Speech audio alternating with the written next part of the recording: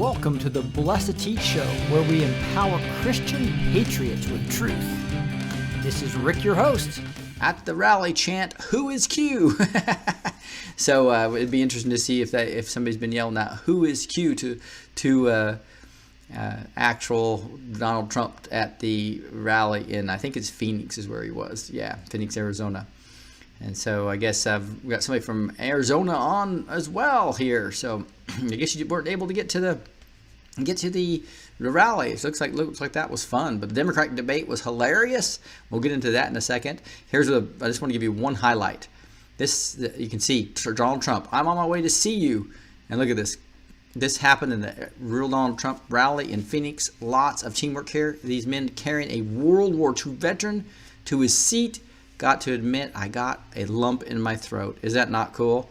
And let me play some of the sound here. I'm going to play this one more time as I go get my headphones.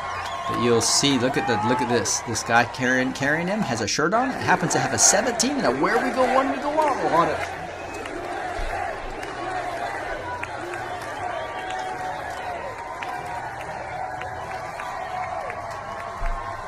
Hopefully that sound is working for you guys, because it's always hard when I'm on the road and having to sign up with different types of equipment, etc. Obviously, I got my new setup in the office. I'm loving it now that it's actually working well. All right, Nat, that's cool. That is so cool. Thing about Donald Trump. Let's look at the debate. Back to the Democrat debate a little bit. Look at this. This is quite funny when you start digging into it. I'm going to bring up the chat so I can see you guys chatting here as well. This is Donald Trump Jr. trolling Mini Mike. Wow, Mini Mike is getting shredded by everyone tonight. He can't handle the pressure. So nervous that you can see him shaking. Hashtag Democratic debate. So from what I saw, he's not a very good debater. So we'll see if he survives it. But he has so much money, and the Democrats are going to need that money. Like somebody said at the beginning of this, I think it was Anzi Shabbat talked about Bloomberg's got to get it because that's the only way they can fund fighting Trump. And we've got some great funds. But boy, I tell you what, they're going to try to do everything to cheat. So we have to get out there and vote and pray like mad for the integrity of the election. It'll be real interesting. And so then Donald Trump didn't stop there. He kept going. Donald Trump Jr., he goes, "When Joe Biden is successfully dunking on you, you know you're having a bad night. RIP. Hashtag Bloomberg 2020. So lots of trolling by John Jr. on the Democratic debate. So he wasn't listening to his father, obviously, live. He was listening to the Democratic debate. And also Greg Gutfeld was doing hilarious comments. So was Laura Loomer watching the Democratic debate. Quite funny to see that. Here is Trump Jr. continuing the trolling, saying it was a short campaign. And this is a little 2-minute and 19-second clip of him just getting shredded. So look at Bloomberg and just how he's not that good of a debater. I've been nice to some women. That just doesn't cut it. The mayor has to stand on his record, and what we need to know is exactly what's lurking out there. He has gotten some number of women, dozens, who knows, to sign non-disclosure agreements, both for sexual harassment and for gender discrimination in the workplace. So, Mr. Mayor, are you willing to release all of those women from those non-disclosure agreements so we can hear their side of the story?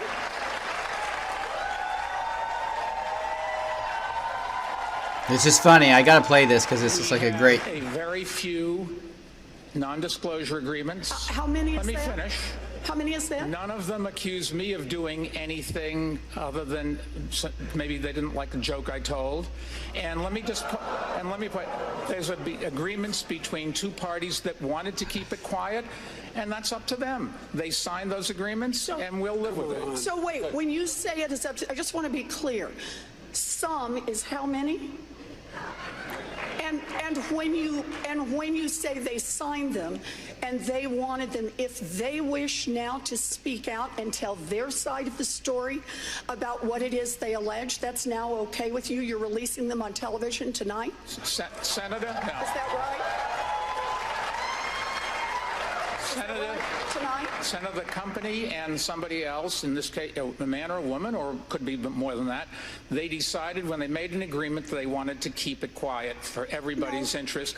They signed the agreements, and that's what we're going to live with. I'm sorry. No, the question is, are the women bound by being muzzled by you?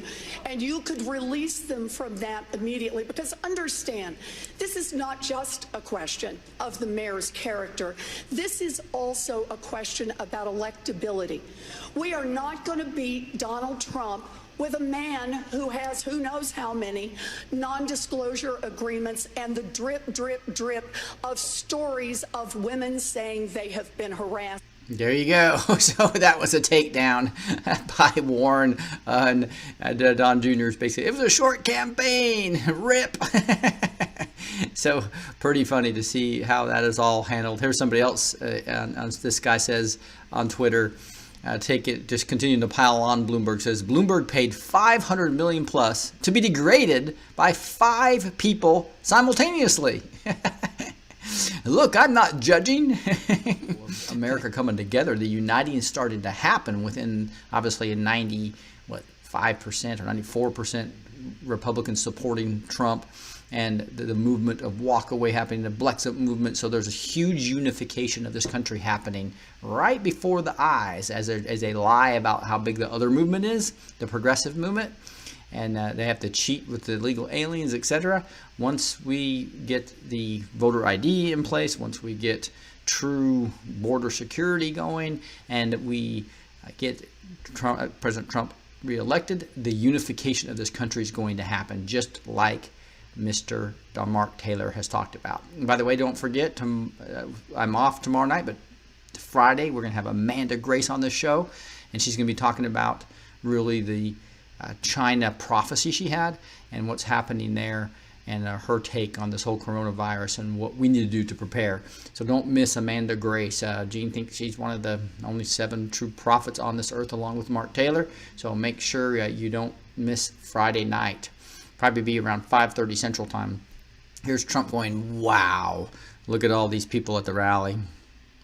Looks like there's no sound on this, but just line after line after line. That's exactly what we're seeing now. It's just fantastic to see. This goes on and on and on. The line to get into the Phoenix rally, that's just wrapping up right now. Quite exciting. Here's Kevin McCarthy saying, can't wait to be home. See you soon, Bakerfield. Hashtag CAG 2020, but look on the side of this hill. It says Trump 2020 right on the side of the hill. So again, this is a movement. This movement has continued for 4+ years, and ever since he walked down, came down the escalator in 2015, and here we are on 2019, and we are seeing 4 years and going plus of this movement just going extremely strong. The unification, God's hand here, blessing Trump, bringing him in as judgment on the cabal. Here is interesting as we now move to the Seth Rich topic. Here's Dana, Robichaud, who was the United States representative from 1989 to 2019, and she had a meeting with Julian Assange. This was today. She posted this on this, right? She says there is a lot of misinformation floating around out there regarding my meeting with Julian Assange. So let me provide some clarity on the matter. At no time did I talk to President Trump about Julian Assange. Likewise, it was not directed by Trump or anyone else connected with him to meet with Julian Assange. I was on my own fact-finding mission at my personal expense to find out information I thought was important to our country. I was shocked to find out that no other member of Congress had taken time in their official or unofficial capacity to interview Julian Assange. At no time did I offer Julian Assange anything from the president because I had not spoken with the president about this issue at all. However, when speaking with Julian Assange, I told him that if he could provide me information and evidence about who actually gave him the DNC emails, I would then call on President Trump to pardon him. At no time did I offer a deal made by the president, nor did I say I was representing the president. Upon my return, I spoke briefly with General Kelly. I told him that Julian Assange would provide information about the purloined DNC emails in exchange for a pardon. No one followed up with me, including General Kelly, and that was the last discussion I had on this subject with anyone representing Trump or his administration. Even though I wasn't successful in getting this message through to the president, I still call on him to pardon Julian Assange, who is the true whistleblower of our time. Finally, we are all holding our breath, waiting for an honest investigation into the murder of Seth, R-I-C-H. This anon says, media equals traitors, right? And yeah, and so then he posts this here. It says, big day for executive actions. And this is the same person in the media, New York Times, Eric Lipton. So what did he say back in 2014 when Obama pardoned people? He said, big day for executive actions. From DOJ just now, President Obama grants communication and pardons. Clemency to 28 communications, 12 pardons. Acting like it's just awesome. He is such an awesome president. And he was doing that to some Muslim Brotherhood people. He was doing it to, it's crazy who he had done that to. Now you look at the same exact reporter, and what does he do in recent times? He says, at a moment that live in history and deserve to be remembered, President Trump is now both the executive and judicial branch. Talking about pardons of this Rod, Michael, and Bernard here. And just funny when you go, especially when you go look at this. Dems are mad at Trump for abusing his pardon powers. Total presidential pardons, sentence communications. Carter had 566. Reagan had 406. H.W. Bush had 77. Cigar Bill, 459. George W., 200. Obama, 1,927. The criminal that's about ready to be outed. Trump, 26. This is how fake the news is. That he would talk good about Obama's pardons, bad about Trump's, even though Obama did 1,927. Trump has done 26 so far. This is the two-faced, cabal-controlled criminal media that reports our news right now, and this is sad stuff. And boy, we can't wait to get rid of them. Here's a new painting talking about that. Just that. It's got Trump here. And look at all the reporters. They're all in clown suits.